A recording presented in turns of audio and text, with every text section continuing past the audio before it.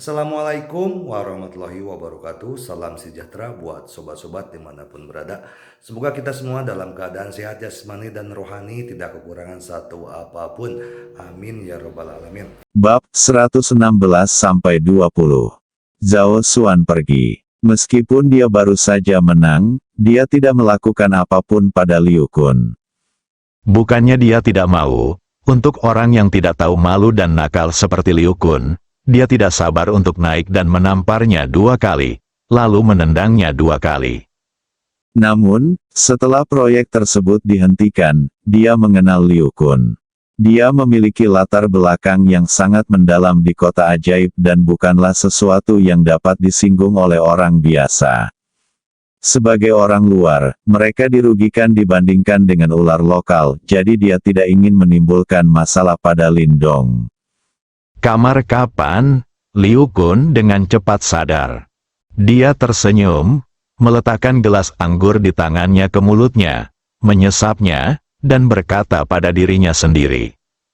Menarik, menarik, tampaknya gadis ini tidak sesederhana yang dia kira, semakin menarik.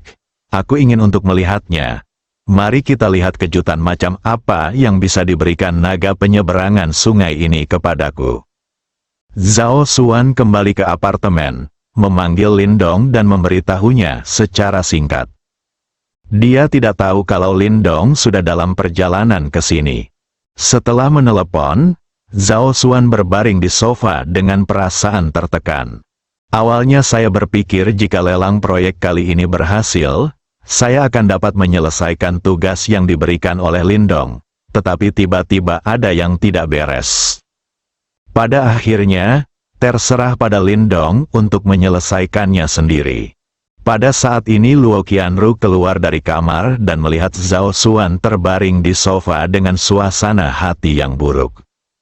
Ada apa? Xuan, suasana hatimu sedang tidak baik beberapa hari terakhir ini? Siapa yang memprovokasimu? Ayo, beritahu aku. Luo Qianru duduk di sisi lain sofa dan berkata. Bukan apa-apa, saya baru saja menemukan sesuatu dalam investasi. Saya sudah memberitahu bos untuk datang dan membiarkan dia menyelesaikannya. Apa yang perlu bosmu datangi sendiri? Itu sebidang tanah yang kuceritakan terakhir kali. Itu difoto, tapi sekarang sudah dirusak dan dihentikan. Kamu akan menghentikan proyek Yi? Luo Qianru bertanya dengan rasa ingin tahu. Zhao Xuan sedang melelang sebidang tanah baru-baru ini.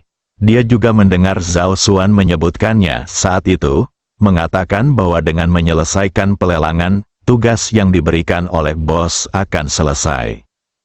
Pada saat itu, dia merasa segalanya tidak sesederhana itu.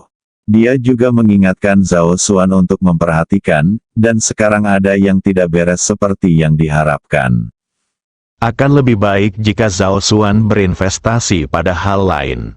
Namun, hal-hal seperti tanah adalah sumber daya yang sangat langka di kota ajaib dan biasanya dikendalikan oleh keluarga besar yang ingin terlibat.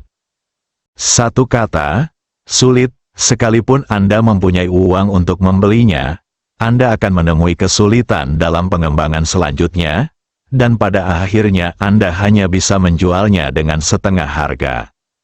Hal ini telah terjadi lebih dari 1 atau 2 kali.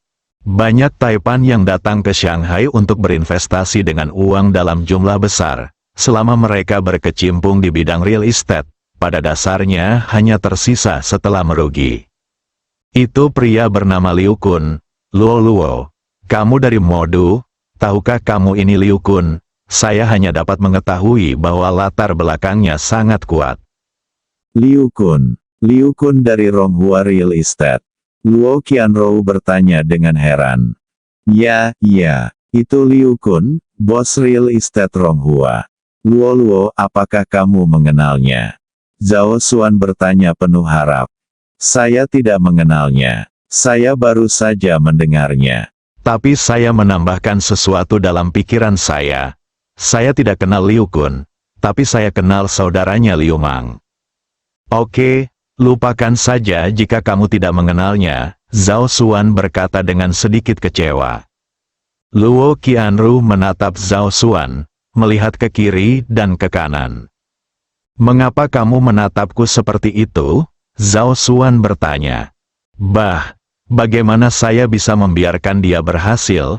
Dia benar-benar siap menggunakan kekerasan hari ini. Tetapi dua pengawal yang dikirim oleh bos saya merobohkan semua budak anjing di sekitarnya. "Tidak apa-apa, aku sangat takut dia akan melakukan sesuatu padamu. Maka aku pasti akan merasa jijik saat tidur denganmu," Luo Qianru berkata sambil menghela nafas lega. "Keluar," kata Zhao Xuan dengan marah. Luo Qianru tersenyum dan tidak menjawab, tapi dia memikirkan cara memberi pelajaran pada Liu Kun. "Anda berani menyentuh wanita saya? Saya sangat lelah hidup. Apakah Anda benar-benar berpikir bahwa iblis adalah dunia keluarga Liu Anda?" Namun karena mengira Xuan mengatakan bahwa bosnya telah diberitahu, Luo Qianru masih bersiap untuk menunggu. Dia ingin melihat siapa sebenarnya bos yang selalu dibicarakan Xuan. "Bisakah kamu menekan ular lokal seperti Liu Kun?" Jika gagal, belum terlambat baginya untuk mengambil tindakan. Tapi itu mungkin berlebihan, meskipun Liu Kun tidak terlalu baik. Tapi saudaranya Liu Mang adalah salah satu dari 4 tuan muda kota iblis. Jika Anda ingin menahan Liu Kun, Anda harus melewati level Liu Mang. Liu Mang bukanlah lampu hemat bahan bakar. Sisi ini, Lin Dong terdiam saat menerima panggilan Zhao Xuan. dia pikir itu adalah sesuatu yang besar. Bukankah karena proyeknya terhenti dan saya khawatir uangnya tidak bisa dikembalikan? Yang lain takut, tapi dia tidak. Ada begitu banyak uang untuk dibelanjakan, jadi berhentilah. Jika memungkinkan, dia juga ingin membeli sebidang tanah senilai 10 yuan. Tidak apa-apa jika semuanya dihentikan, selama uangnya habis. Tapi kami tidak bisa memberitahu siapapun tentang hal ini, jadi ayo pergi dan lihat. Cepat selesaikan masalahnya, dia masih harus pergi ke Kyoto. Setelah Lin Dong tiba di kota ajaib, dia menelepon Zhao Xuan dan menanyakan keberadaannya. Zhao Xuan tidak menyangka Lin Dong akan tiba secepat ini. Setelah memberitahu Lin Dong alamatnya, dia segera memberitahu tim yang dia rekrut dan memberitahu mereka bahwa bos besar akan datang. Dia pun segera berkemas dan datang ke ruang kantor yang disewanya di Shanghai. Ketika Luo Qianru mendengar berita itu, dia secara alami mengikuti Zhao Xuan. Dia sudah lama ingin bertemu dengan bos yang dibicarakan Xuan. Lin Dong naik taksi dan mengikuti koordinat Zhao Xuan ke kantor yang disewa oleh perusahaan. Ini adalah gedung perkantoran 10 lantai. Zhao Xuan menyewa lantai 30, tetapi hanya setengahnya yang disewa. Tim mereka tidak memiliki banyak orang, jadi menyewa setengah lantai sudah lebih dari cukup. Ketika Lin Dong tiba, semua orang berkumpul untuk menyambutnya. Mereka juga penasaran siapa bos besarnya. Mereka belum pernah bertemu dengan bos besar sampai mereka masuk ke perusahaan. Mereka semua adalah elit dari berbagai industri yang Zhao Xuan menghabiskan banyak uang untuk mengambilnya dari perusahaan lain. Mereka awalnya meremehkan grup investasi internasional Donglai yang baru didirikan, tetapi harga yang ditawarkan oleh Zhao Xuan terlalu tinggi, 3 kali lebih tinggi dari perusahaan aslinya.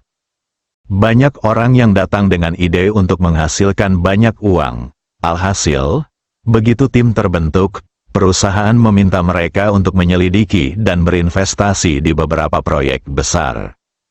Hanya dalam waktu setengah bulan, hampir 30 miliar dana telah dihabiskan, dan deposit sebesar 30 miliar telah dibayarkan untuk sebuah proyek. Menghitungnya, mereka telah menghabiskan lebih dari 50 miliar untuk perusahaan dalam setengah bulan terakhir. Pencapaian seperti ini memang sedikit mencengangkan bahkan bagi para elite seperti mereka yang sudah terbiasa melihat adegan besar. Hanya ada satu pemikiran di benak saya, bosnya terlalu kaya. Dengan bos seperti itu, Perusahaan akan menjadi semakin besar di masa depan, dan mereka juga akan menjadi yang tertua di perusahaan. Ini jauh lebih baik daripada bekerja di perusahaan aslinya. Mereka sekarang benar-benar berbeda dibandingkan saat pertama kali tiba. Setiap orang penuh energi dan energi. Ketika manajer Zhao mengatakan bahwa bos besar akan datang, semua orang secara alami mengatur diri mereka sendiri dan bersiap untuk tampil sebaik mungkin untuk menyambut bos. Ketika Lindong tiba, Zhao Xuan sudah menunggu di depan gerbang gedung kantor bersama seluruh karyawannya. Donglai International sekarang memiliki 3 departemen di kantor sementaranya di Shanghai.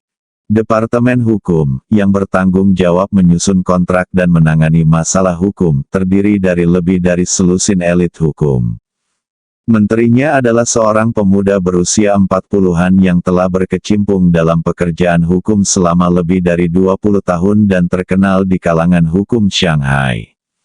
Departemen Investasi bertanggung jawab untuk memeriksa dan mengevaluasi perusahaan yang memerlukan investasi atau pembiayaan, dan akhirnya menarik kesimpulan berdasarkan berbagai aspek situasi.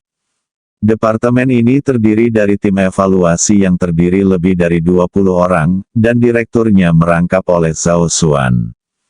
Ada 4 orang di Departemen Keuangan. Semuanya adalah elit yang diambil dari perusahaan lain. Zhao Xuan juga menjabat sebagai kepala Departemen Keuangan.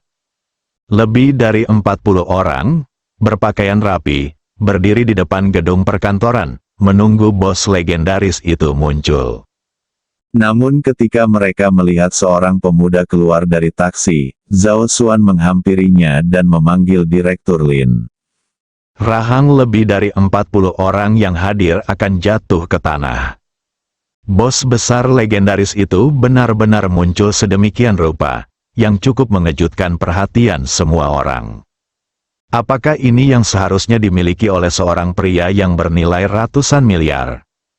Menakjubkan, dalam pandangan mereka, bukan tidak mungkin bos besar membiarkan mereka mengeluarkan investasi puluhan miliar dalam waktu lebih dari setengah bulan, dan kekayaan bersih mereka setidaknya ratusan miliar. Bahkan ratusan miliar. Bukankah orang-orang seperti itu harus didukung kemanapun mereka pergi? Belum lagi naik helikopter, tapi setidaknya harus ada iring-iringan mobil mewah. Kemunculan Lindong, sang bos besar, benar-benar mematahkan pemahaman mereka tentang orang kaya raya. Mereka bahkan pernah meragukan apakah orang-orang yang mereka hubungi memiliki standar yang terlalu rendah. Orang-orang kaya raya seharusnya seperti bos besar. Profil rendah, mewah, memiliki konotasi. Bahkan Luo Qianrou merasa luar biasa bahwa bos Sueng Xuan, yang bernilai ratusan miliar, benar-benar datang dengan taksi. Meskipun dia mendapat banyak informasi, dia tidak dapat mempercayainya untuk sementara waktu. Saya pernah melihat yang sederhana, tapi saya belum pernah melihat yang serendah ini. Setelah Zhao Xuan melangkah maju untuk menyambutnya, puluhan orang di belakangnya juga buru-buru mengikutinya. Tuan Lin, Wei Yong dan Li Guobing berteriak bersama. Terima kasih atas kerja kerasmu. Lindong menepuk bahu mereka berdua dan berkata, "Halo, Direktur Lin, selamat datang, Direktur Lin. Selamat datang, Direktur Lin, selamat datang, Direktur Lin. Halo semuanya, terima kasih atas kerja kerasmu. Aku datang terburu-buru kali ini dan tidak menyiapkan hadiah apapun. Semuanya, bekerja keras dan aku akan memberimu bonus ganda di akhir tahun." Lindong berkata sedikit malu, dia belum pernah mengalami situasi ini sebelumnya. Lagi pula, hanya butuh lebih dari sebulan baginya untuk berubah dari seorang pecundang menjadi orang kaya dengan uang yang tak ada habisnya untuk dibelanjakan. Pikiranku belum sepenuhnya berubah. Sekarang dia harus bersikap keren. Hanya mengangguk dengan santai. Beginilah seharusnya perilaku seorang bos besar. Apa yang Anda bicarakan, Direktur Lin? Bagaimana kami bisa meminta hadiah dari Anda? Ya, merupakan kehormatan terbesar bagi kami untuk mengikuti Anda, Direktur Lin. Orang yang pernah saya lihat. Orang-orang. Begitu Lin Dong berbicara, ada pujian lagi. Mereka tidak menyangka bos besar akan bersikap begitu sopan. Bagaimana bisa seorang bos membawakan hadiah untuk karyawannya? Benar-benar belum pernah terjadi sebelumnya. Lin Dong dan Zhao Xuan berjalan di depan, diikuti oleh sekelompok orang yang menunggu di belakang mereka. Ketika dia berjalan ke gedung kantor, Lin Dong melihat ke gedung yang menjulang tinggi dan bertanya kepada Zhao Xuan di sebelahnya, "Saudari Xuan, apakah Anda bekerja di sini?" Ya, Direktur Lin. Kantor kami berada di lantai San 10. Jawab Zhao Xuan. Sewa. Ya, tapi kami hanya menyewa setengah lantai. Sewa setengah lantai. Lin Dong bertanya dengan nada lebih tinggi. Orang-orang yang mengikuti di belakang mendengar ini dan merasakan hati mereka menegang. Apakah bos besar itu marah? Apakah karena mereka tidak tahu cara menghemat uang? Namun, bagi mereka yang berjumlah lebih dari 40 orang, menyewa setengah lantai gedung perkantoran memang merupakan sebuah kemewahan. Gedung perkantoran setengah lantai ini mampu menampung sedikitnya 100 orang. Beberapa perusahaan dapat menampung hampir 200 orang sekaligus. Pantas saja bos besar marah. Namun, meski bos besar ini terlihat agak sopan, dia sangat pelit. Nampaknya tidak terlalu menaruh harapan besar terhadap bonus ganda di akhir tahun ini. Saudari Xuan, sepertinya kamu tidak mengindahkan kata-kataku. Lin Dong berkata dengan marah. Zhao Xuan sedikit bingung. Pada awalnya, dia berpikir Lin Dong menyalahkannya karena tidak tahu cara menyelamatkan. Tapi berdasarkan pemahamannya terhadap Lin Dong, dia pasti tidak akan menyalahkannya di depan banyak orang karena masalah sepele seperti itu. Jadi saya tidak tahu bagaimana menjawab panggilan itu untuk sementara waktu. Belum lagi orang-orang di belakang. Keduanya ketakutan. Bos besar baru saja tiba dan akan menyerang mereka. Benar saja, tidak satu pun dari pemain besar ini yang mudah untuk dilakukan. Untungnya, mereka mengira Lin Dong adalah bos yang sangat baik sekarang, dan merupakan kehormatan bagi mereka untuk mengikuti bos seperti itu. Tampaknya orang-orang besar ini adalah harimau yang tersenyum. Melihat Zhao Xuan tidak berbicara, Lin Dong melanjutkan, Saudari Xuan, nanti saya akan bertanya kepada pemiliknya apakah gedung perkantoran ini untuk dijual. Jika untuk dijual, belilah. Donglai International akan mendunia di masa depan. Ayo sewa setengah lantai. Ayo kerja, siapa yang kamu coba buat malu? Lin Dong mengatakan ini, setiap orang yang mengikuti merasa ketakutan. Bahkan Zhao Xuan tidak sadar untuk beberapa saat. Bukankah orang yang menunggang kuda ini terlalu bangga? Lebih dari 40 orang bekerja di perkantoran dan langsung membeli gedung perkantoran 10 lantai. Orang-orang ini dapat dianggap sebagai elit di berbagai industri. Jika tidak, Zhao Xuan tidak akan menghabiskan banyak uang untuk merekrut mereka. Beberapa orang telah bekerja di industrinya masing-masing selama lebih dari 20 tahun, dan telah berhubungan dengan banyak orang kaya raya. Tapi mereka belum pernah melihat orang seperti Lin Dong. Para bos yang berhubungan dengan mereka tidak menghabiskan uang seperti ini, tidak peduli seberapa kaya mereka hanya mencari cara untuk memeras nilai karyawannya. Direktur Lin, tim kita saat ini hanya memiliki 40 orang. Bahkan jika kita merekrut lebih banyak di masa depan, paling banyak satu lantai sudah lebih dari cukup. Gedung perkantoran ini memiliki total 10 lantai. Mari kita beli dan menyewakan sisanya. Jawab Zhao Xuan. Kalau dibeli dan disewakan cukup hemat. Kawasan tempat gedung perkantoran ini berada saat ini belum sepenuhnya berkembang. Begitu pembangunan selesai pasti akan terjadi lonjakan. Jika Anda punya uang cadangan, Anda tetap bisa melakukan investasi jangka panjang. Tetapi membeli gedung ini sekarang pasti akan membuat Anda mengeluarkan biaya yang mahal. Lagi pula, orang lain tidak bodoh. Jika Anda tahu bahwa harganya akan naik di masa depan, orang lain tentu juga akan tahu. Tidak perlu menyewa. Kami berada dalam bisnis investasi, bukan perusahaan sewa guna usaha. Setelah Lindong selesai berbicara, dia berpikir sejenak dan menambahkan, Anda dapat menelepon pemiliknya nanti dan membuat janji, dan saya akan melakukannya, bicara padanya. Aku akan bicara dengannya di sini. Beli dan bersiaplah untuk pertarungan besar di kota ajaib. Petik 2. Jika Zhao Xuan diminta bernegosiasi, harus diperiksa dan dievaluasi, dan akhirnya harga akan ditekan. Transaksi akan hampir setengah kuning. Ya, Direktur Lin, jawab Zhao Xuan. Kini setelah Lindong mengambil keputusan, dia tidak bisa berkata apa-apa lagi. Berdasarkan pemahamannya terhadap Lindong, begitu Lindong memutuskan sesuatu, percuma saja dia menolaknya. Dan itu bukan uangnya. Bagaimanapun, dia hanyalah pekerja paruh waktu. Keduanya memasuki gedung perkantoran dan menuju ke lantai 30. Orang-orang yang mengikuti di belakang saling memandang dan bisa melihat ketidakpercayaan di mata satu sama lain. Begitu bos besar datang, suasana hati mereka seperti roller coaster, naik turun. Lindong datang ke kantor di lantai 30 dan duduk di kantor manajer umum, mendengarkan Zhao Xuan menjelaskan masalah tersebut kepadanya secara mendetail. Namun, Zhao Xuan menyembunyikan fakta bahwa Liu Kun ingin menidurkannya, dan hanya mengatakan bahwa pihak lain ingin mereka menjual tanah kepadanya dengan setengah harga. Lindong sebenarnya berpikir itu tidak masalah, jual saja dengan setengah harga. Pokoknya yang dia inginkan bukanlah menghasilkan uang. Tidak peduli dia rugi atau menghasilkan uang, dia hanya ingin bangga.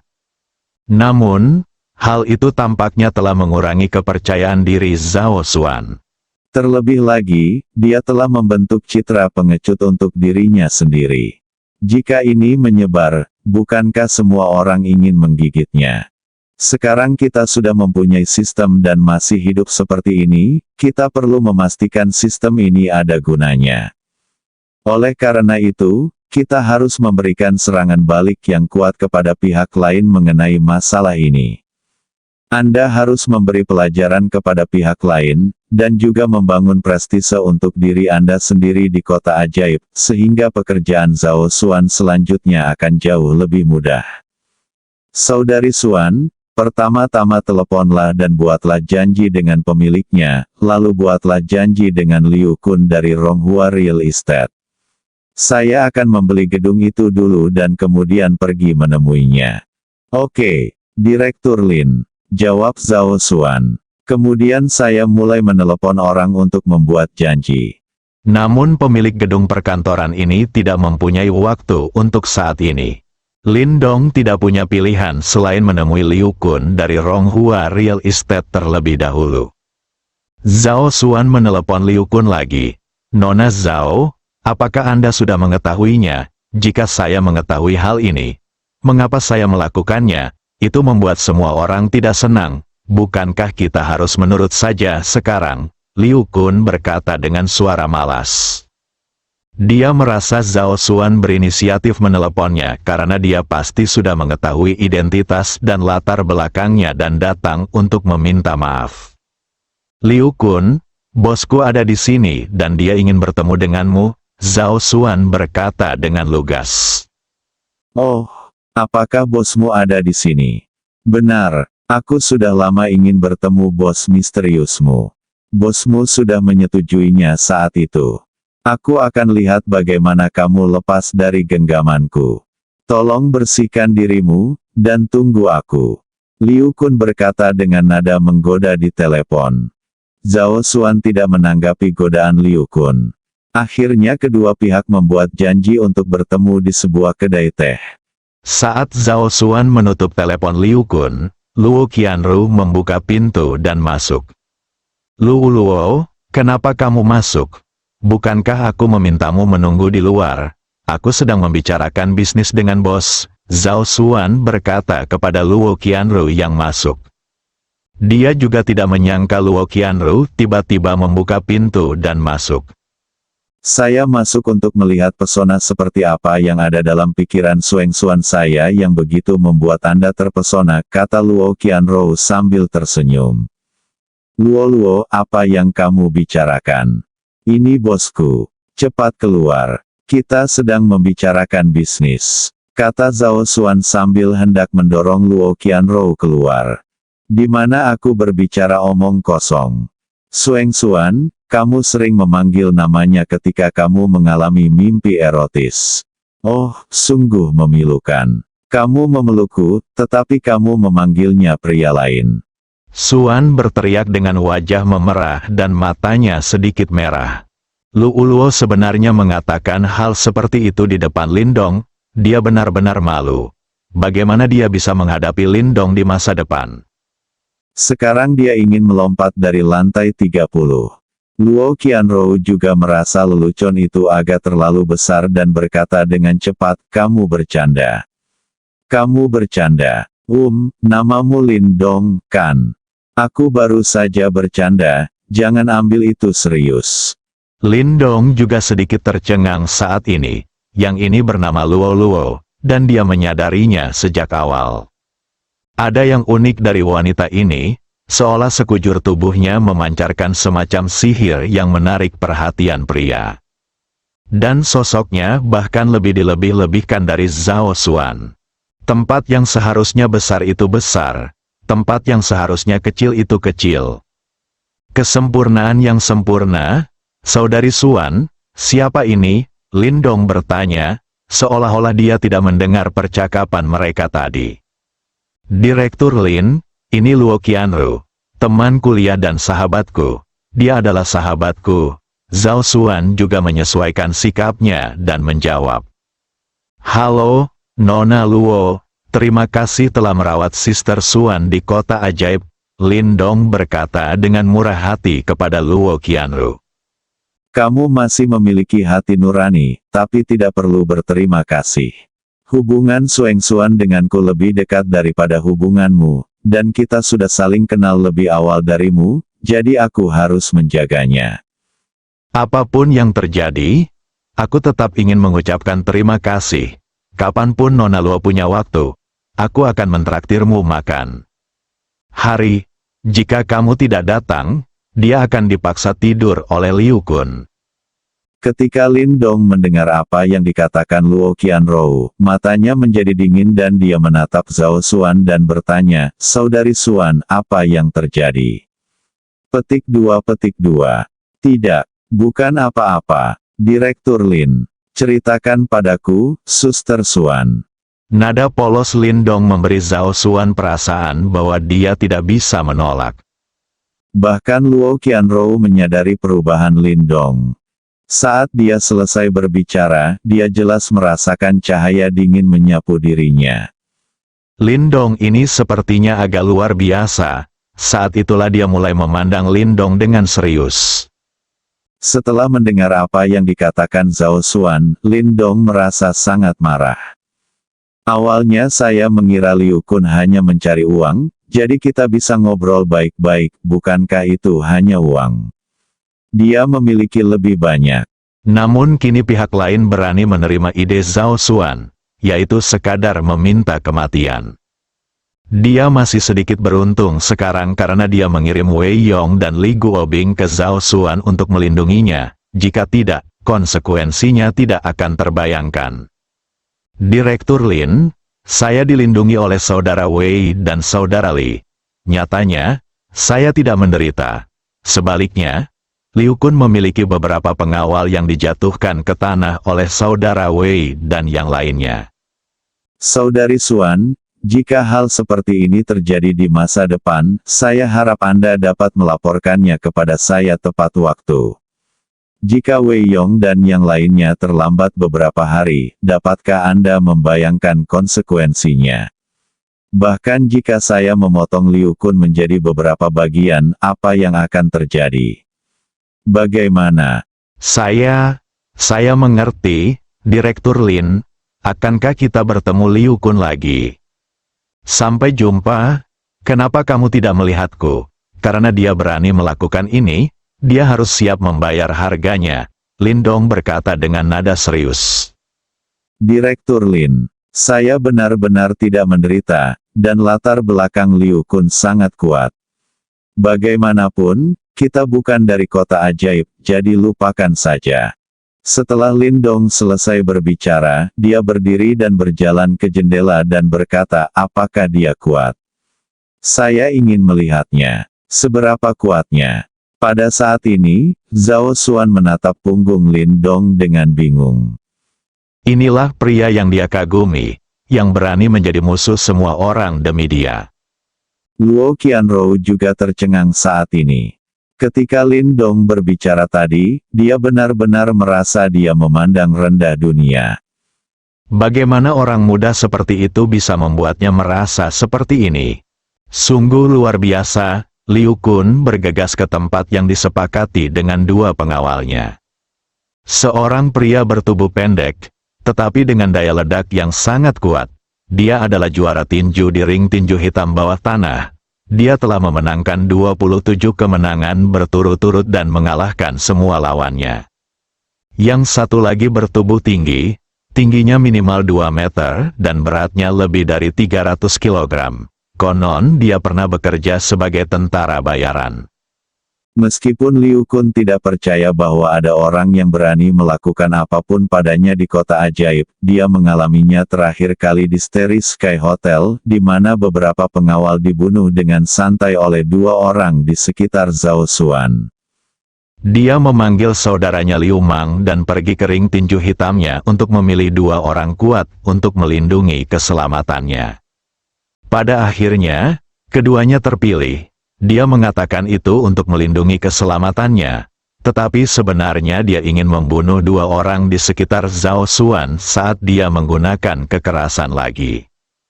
Kalau tidak, bagaimana dia punya kesempatan? Dia telah melihat dua orang ini menyerang di ring tinju hitam. Mereka berdua sangat kuat. Orang biasa pada dasarnya satu persatu. Kali ini dia berencana mengambil alih untuk melihat efeknya dan melihat apakah dia bisa memenangkan lawannya. Liu Kun datang ke tempat yang disepakati dan memasuki kamar pribadi. Lin Dong dan Zhao Xuan, Wei Yong dan Li Guobing sudah menunggu. Luo Qianrou tidak datang, bukan karena dia tidak mau datang, tapi karena dia takut Liu Kun akan mengenalinya, dan dia belum mau mengungkapkan identitasnya. Bagaimanapun, dia telah mengenal Zhao Xuan selama bertahun-tahun, tetapi dia tidak memberitahu Zhao Xuan. Sekarang dia tiba-tiba terungkap, dia takut mempengaruhi hubungannya dengan Zhao Xuan. Lin Dong terlihat duduk di kursi, Zhao Xuan sedang membuatkan teh untuknya, dan Wei Yong serta Li Guobing berdiri di belakang Lin Dong. Liu Kun masuk dan duduk di seberang Lin Dong. Dia mengambil secangkir teh yang telah diseduh Zhao Xuan dan menyesapnya. Dia melihat tubuh montok Zhao Xuan sambil tersenyum. Matanya penuh dengan mata penuh nafsu, seolah dia ingin untuk melihat pakaian Zhao Xuan. Mengabaikan Lin Dong yang duduk di seberangnya, kedua pengawal itu berdiri diam di belakangnya.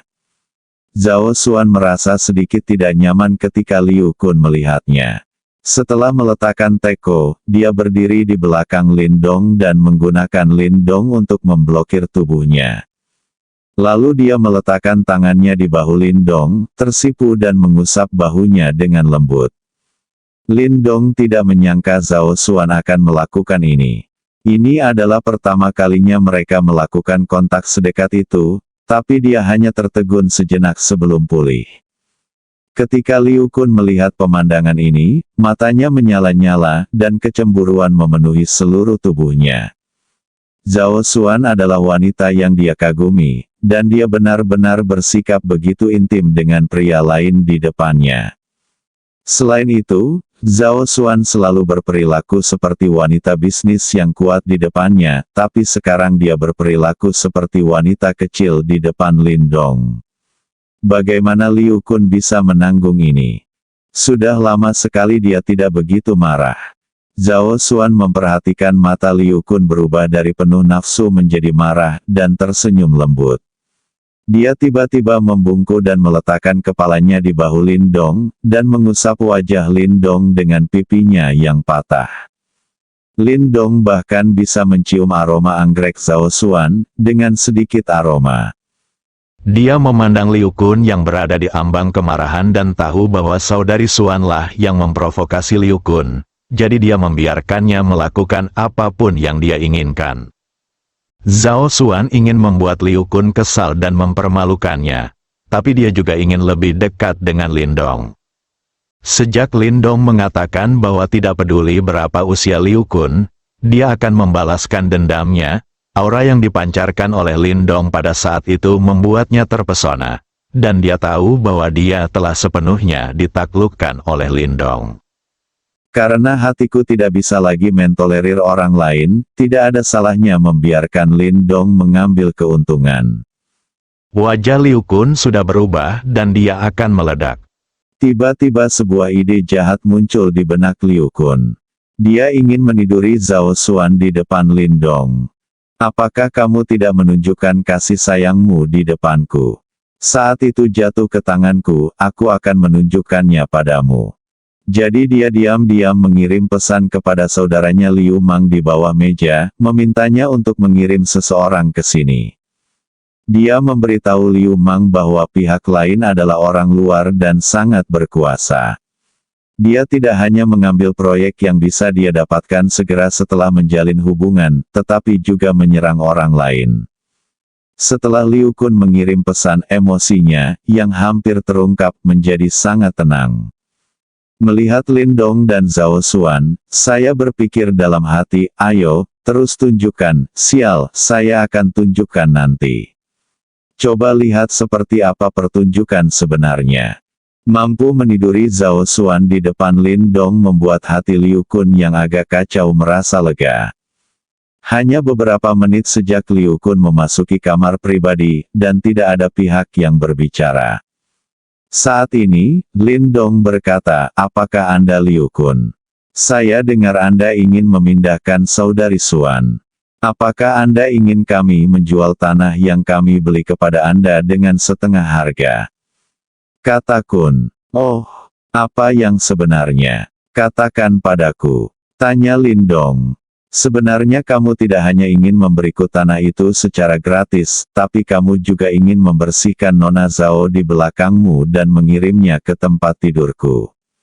Aku penasaran, kenapa kamu punya kepercayaan diri untuk mengajukan permintaan seperti itu?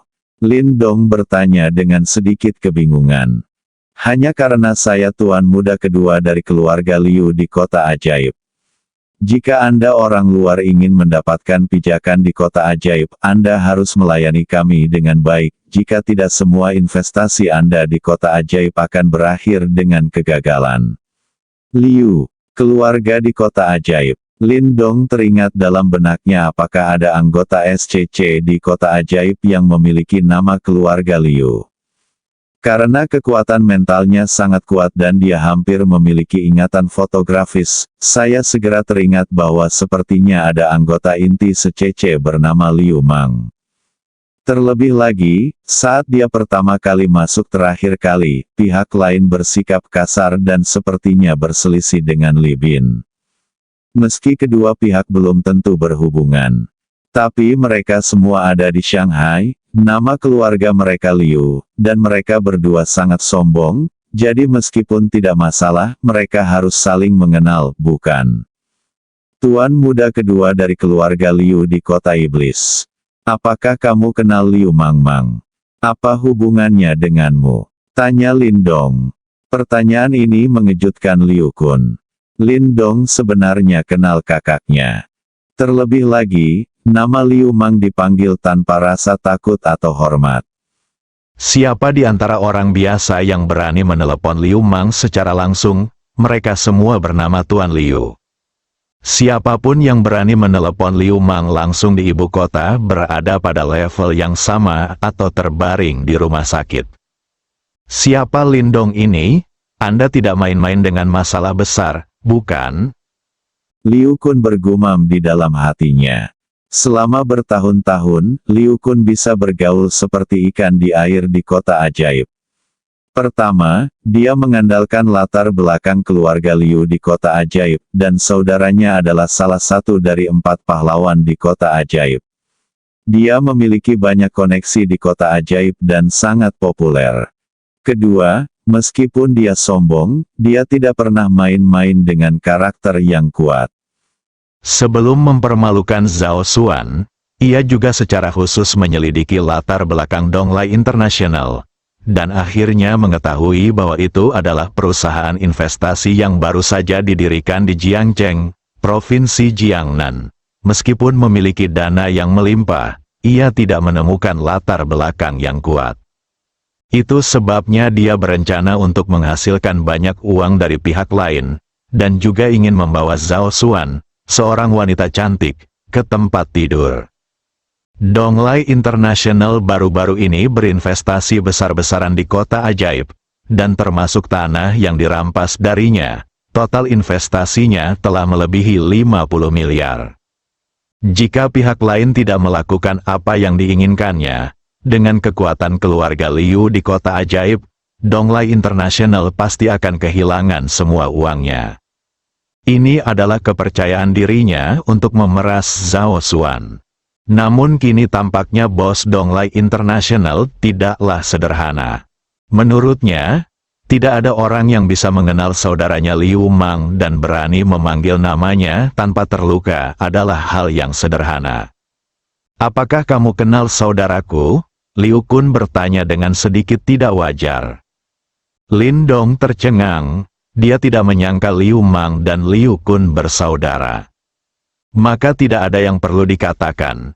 Meskipun dia dan Liu Mang sama-sama anggota inti SCC, Liu Mang dan Li Bin tidak berurusan satu sama lain. Dia adalah orang yang diseret Li Bin ke dalamnya, jadi tentu saja dia tidak berurusan dengannya Liu Mang. Selain itu, Liu Mang sangat memusuhi dia. Karena dia adalah musuh, dia harus dikalahkan dengan cara yang menghancurkan. Dan bahkan jika Liu Mang tidak memusuhi dia, berdasarkan tindakan Liu Kun, mustahil baginya untuk berdamai dengannya. Uang adalah masalah sepele baginya, tetapi menyentuh orang-orang di sekitarnya merupakan pelanggaran terhadap keuntungannya. "Apakah kakakmu Liu Mang tahu apa yang telah kamu lakukan? Apakah kamu ingin meneleponnya untuk memberitahunya? Kamu bisa memberitahunya bahwa namaku Lindong." Kata-kata Lindong membuat Liu Kun secara naluriah merasa bahwa dia mungkin mendapat masalah. Siapapun yang berani menyebutkan namanya di depan saudaranya berarti saudaranya juga mengenalnya, dan kedua pihak tersebut mungkin berasal dari golongan yang sama. Kalaupun tidak, seharusnya tidak lebih buruk dari saudaranya. Ini mungkin agak merepotkan. Dia tidak boleh main-main dengan orang yang sekelas dengan kakaknya.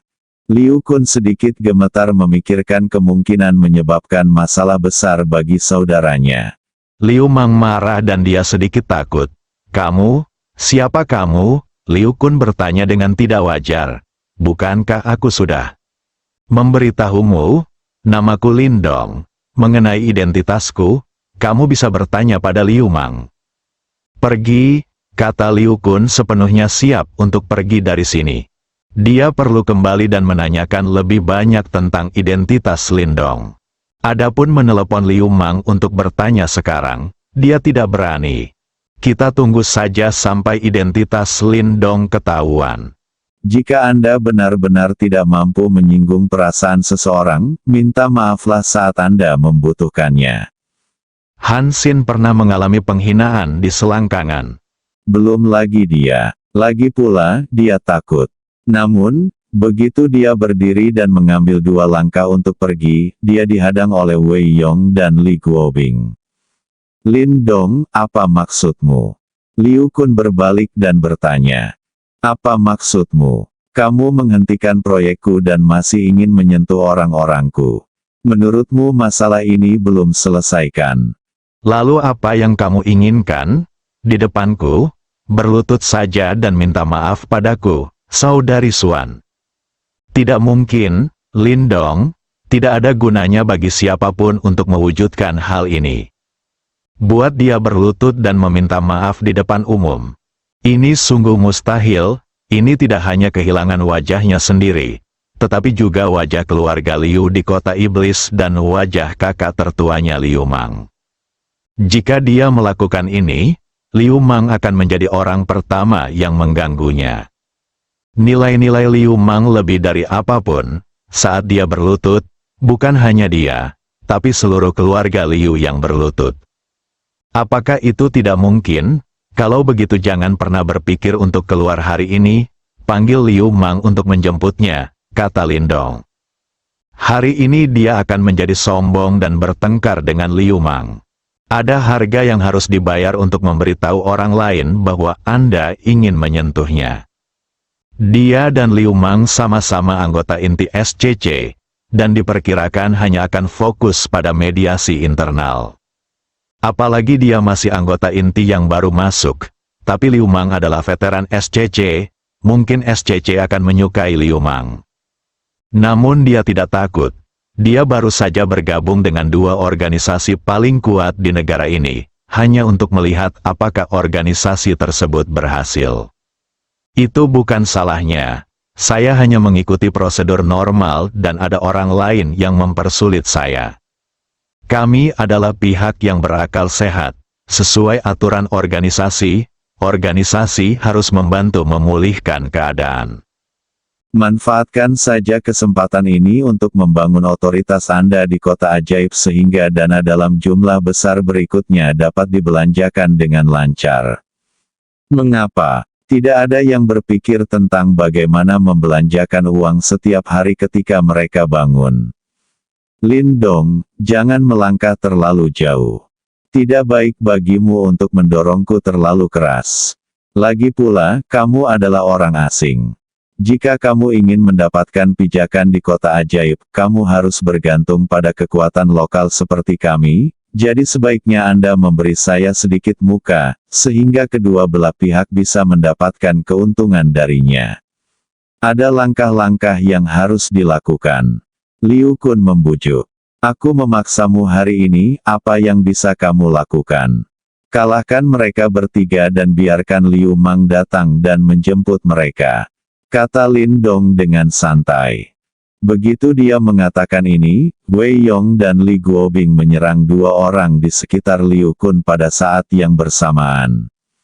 Tak lama kemudian keempat orang itu bertarung bersama, namun meskipun dua orang di samping Liu Kun juga memiliki kekuatan yang bagus, masih ada celah dibandingkan dengan Wei Yong dan Li Guobing yang telah mengalami hidup dan mati di luar negeri selama beberapa tahun. Keduanya adalah master tingkat atas, dan mereka hanya selangkah lagi dari daftar harimau. Setelah hanya beberapa lusin gerakan, mereka menjatuhkan kedua pria yang dibawa oleh Liu Kun ke tanah dan kehilangan kekuatan bertarung mereka. Liu Kun tidak menyangka pihak lain menjadi begitu kuat. Ini adalah orang yang dia pilih dengan cermat di ring tinju hitam Liu Mang. Dia dikalahkan begitu cepat, yang semakin menegaskan status Lindong sebagai seseorang yang tidak mudah untuk diajak main-main. Dalam sekejap mata, hanya Liu Kun yang berdiri sendirian. Lindong lalu berdiri dan berjalan mendekat. Lindong, apa yang kamu inginkan? Biar ku beritahu, jika kamu benar-benar menyentuhku, maka keluarga Liu kita akan benar-benar bertarung denganmu sampai mati. Aku menyarankan kamu untuk memikirkan konsekuensinya. Sekarang dia sangat takut Lindong akan melakukan apapun padanya. Apakah kita akan bertarung sampai mati? Sejak kamu mengemukakan ide Sister Xuan, kita telah bertarung sampai mati. Sekarang kita hanya perlu mengumpulkan bunga dulu. Setelah Lindong selesai berbicara, dia menamparkan Liu Kun di muka. Bang! Liu Kun berteriak, dan dia terbang beberapa meter jauhnya. Sora juga terbang ke bawah dengan beberapa gigi. Tamparan Lindong begitu keras sehingga separuh wajah Liu Kun langsung membengkak beberapa kali, dan separuh giginya hampir rontok. Adegan ini kebetulan dilihat oleh Li Yuanhua yang baru saja membuka pintu dan masuk. Sebagai tangan kanan Liu Mang, Li Yuanhua sangat percaya diri dengan kekuatannya sendiri. Setelah menerima telepon dari Liu Mang dan memintanya untuk membawa seseorang menemui Liu Kun, dia datang sendirian. Menurutnya, jika tidak bisa menyelesaikannya, maka mendatangkan lebih banyak orang akan sia-sia. Saat dia melihat Liu Kun ditampar, Li Yuanhua tidak membutuhkan alasan apapun. Dia bergegas ke Lindong dan meninjunya. Tuan muda kedua dari keluarga Liu terluka parah di bagian bawah hidungnya. Bagaimana dia bisa menjelaskan kepada Liu Mang tanpa melumpuhkannya sepenuhnya? Bersambung.